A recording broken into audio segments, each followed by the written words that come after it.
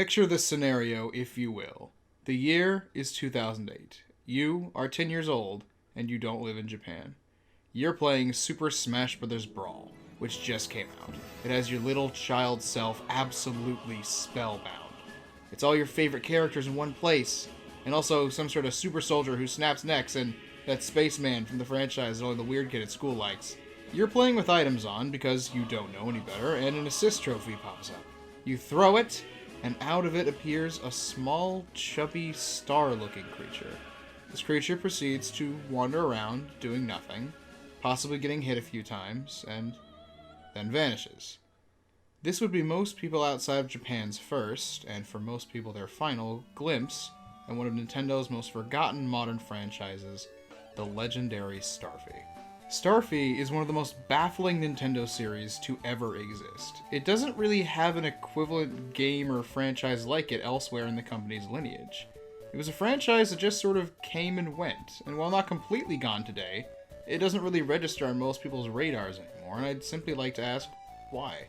Those who remember Starfy seem to remember the series fondly, and yet we've heard next to nothing about it for over a decade. Nintendo has been known to let a series hang from time to time, like with F-Zero, Metroid, or Star Fox, but this seems like a long gap even for them. For those who don't know, Starfy, or as he's known in Japan, Staffy, is a cutesy little yellow starfish-like creature who lives in a cloud kingdom called Pufftop, and has loads of friends who live in the ocean blue. I know what some of you are thinking, but hold that thought. He had his own prolific but short-lived series of fun and cutesy marine-based platformers that lasted throughout the 2000s on the Game Boy Advance and DS. However, the legacy of the series outside of Japan is a strange one, as most people who have heard of the character outside of the country are only aware of the final game in the series, the Legendary Starfy, which released for the Nintendo DS in North America in June of 2009, nearly a year after the initial Japanese release of July 2008, which itself is also a bit confusing because the Legendary Starfy also happens to be what the name of the series is in Japan, and I guess in America too. Even though there's only one game in America. Let's discuss the key talking points of why most people think the Starfy series disappeared, and see if we can figure out why they really didn't. Let's discuss how Starfy died. The most common excuse I seem to hear about why Starfy disappeared is that, quote, the series was just too Japanese to succeed outside of its home country.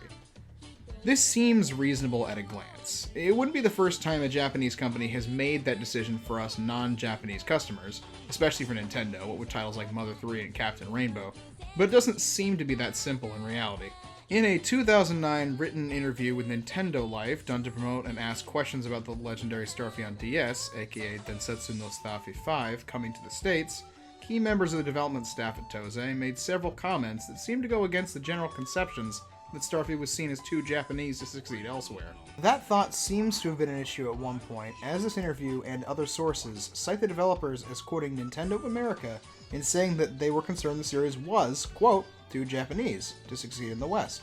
But that idea clearly went out the window because Nintendo ultimately decided to bring the series to the West in the first place. Hell, Nintendo even held a launch event for the game at the Nintendo New York store in July of 2009 and produced 2 highly produced live-action commercials for the game in the US, alongside the Japanese commercials. Something that very few games get, so they were clearly trying to support the game's launch in a new territory to some extent. Now, let's quickly address the redundancy angle, also known as the argument that Starfy was just too similar to Kirby to survive. It was redundant for them to have both franchises going at the same time. Some people at the time and since the Legendary Starfy's release have commented that the series bears some resemblance in certain aspects to the Kirby series. Mainly the fact that both characters are largely silent, cute, simply designed princes with magnificent powers, each in their own platforming series. Some people have even come to the conclusion that Starfy was axed from the US as well as in general because Nintendo found it redundant to have 2 cute platformer series running at the same time, with one of them being much more successful than the other. While I don't think this is an impossibility, I also don't think it's as airtight of an excuse as some people believe.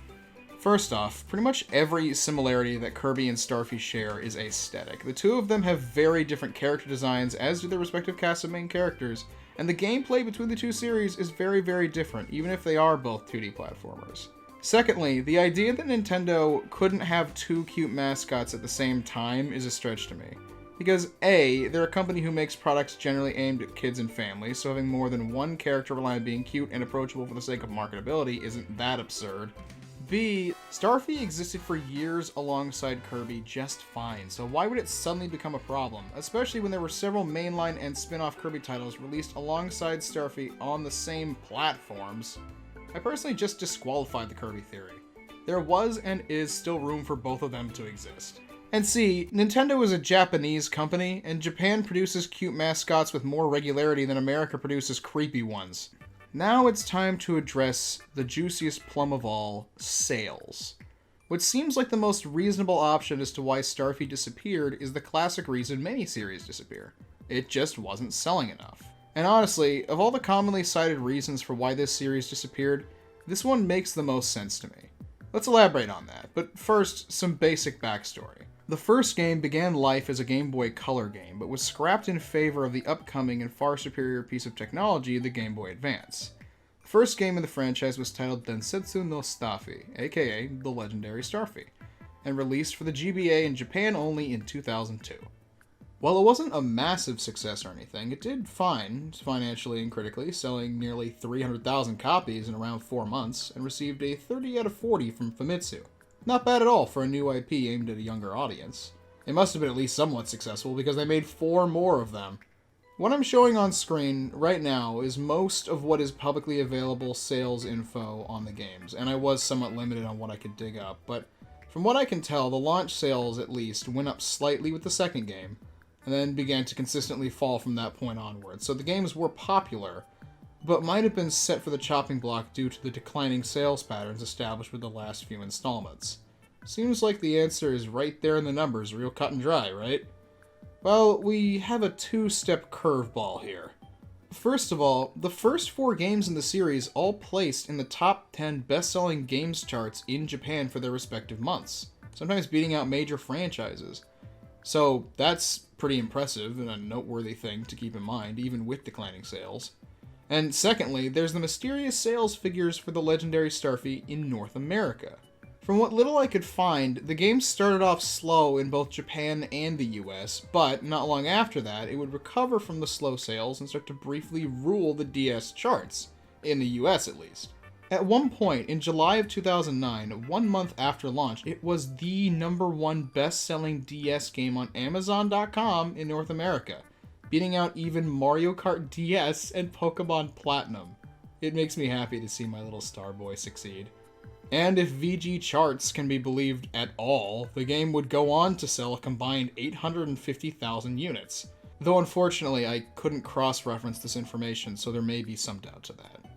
Either way, these bits of information are confounding variables to this conspiracy, and I am at least less certain that sales were the sole reason for Starfy's disappearance.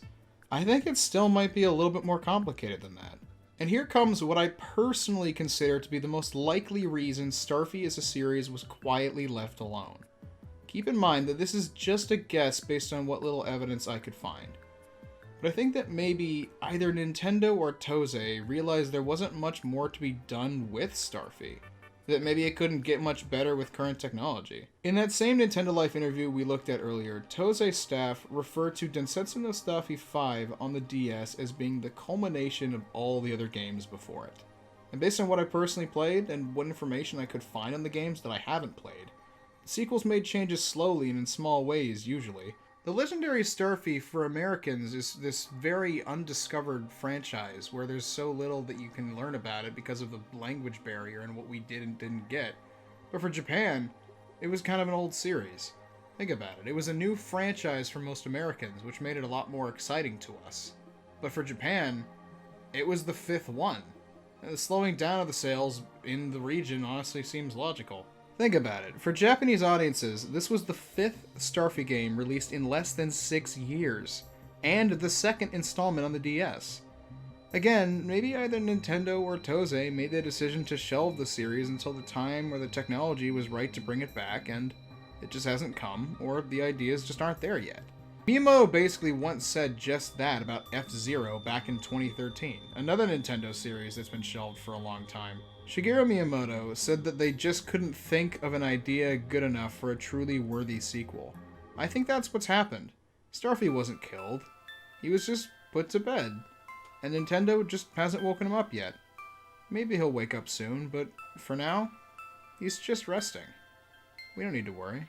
And it's not like Starfy has been completely forgotten by Nintendo. Nothing is ever completely forgotten by Nintendo, man. I mean, for God's sake, they put a reference to Star Tropics in Animal Crossing New Horizons. Star Tropics.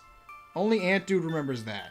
Starfy appeared as an amiibo costume with his own event course in Mario Maker 1 on the Wii U, which, to be frank, kind of blew my mind. There were also Starfy-themed spirits added to Super Smash Bros. Ultimate, where he also remains as an assist trophy for now, and has since his appearance in Brawl. Maybe the folks at Nintendo and Toze do still love the little guy. Maybe they just think he peaked already. Maybe they peaked already. They've basically said so themselves. That's what I choose to believe, anyway. They clearly haven't forgotten about the little Prince of Puff Top, even if they don't show him the love he probably deserves. I don't know if a modern Starfy game would really be anything mind-blowing, but it would be nice if, at the very least, more people got the chance to play the games that do exist. A port of the old games to modern platforms would be nice, but sometimes a simple thing like that is a big ask for a company like Nintendo, for some reason. But don't give up hope. Maybe he'll return someday. Maybe fan support for the existing games will spark some sort of interest from the company, but it likely depends on what the average consumer thinks.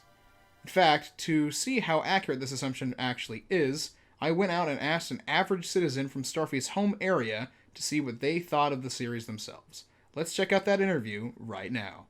Sir, can you give us your thoughts on the state of the Starfy franchise?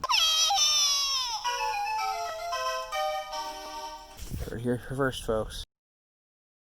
Hey guys, thanks for sticking out to the end of the video. I really appreciate it. If you liked the video, why not give it a like or subscribe? It really helps me out a lot.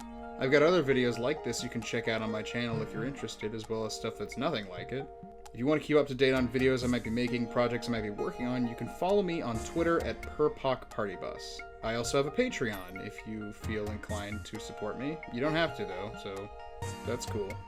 Thank you so much again for watching to the end, guys. I appreciate it so much. I hope you all have a great night, and take care.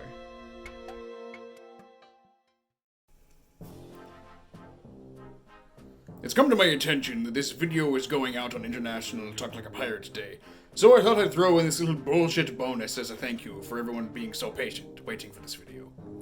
So here's a little limerick that some of you might know already. There once was a man from Peru who dreamed he was eating his shoe. He awoke with a fright in the middle of the night to find that his dream had come true. Thank you. Have a good night.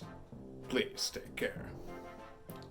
Oh yeah, and before I forget, there was this gag I was going to do for the Starfy video where my girlfriend shaved and then moosed a star into my back hair and gave me a fake Starfy tattoo. I didn't know where to put it, so here it is now.